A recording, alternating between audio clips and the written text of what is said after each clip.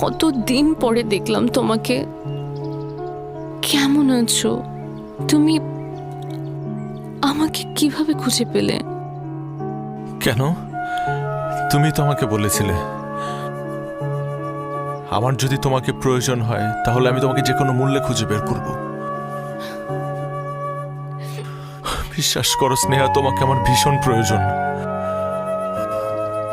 এই কয়েকটা দিন আমি তোমাকে ছাড়া ভালো ছিলাম না।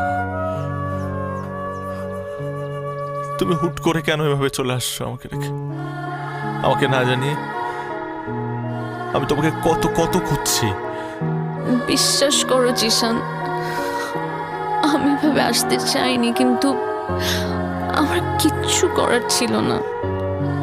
আমি একবারের জন্য বুঝতে পারিনি আমার বোনু আমাদের ব্যাপারে সব জানতো।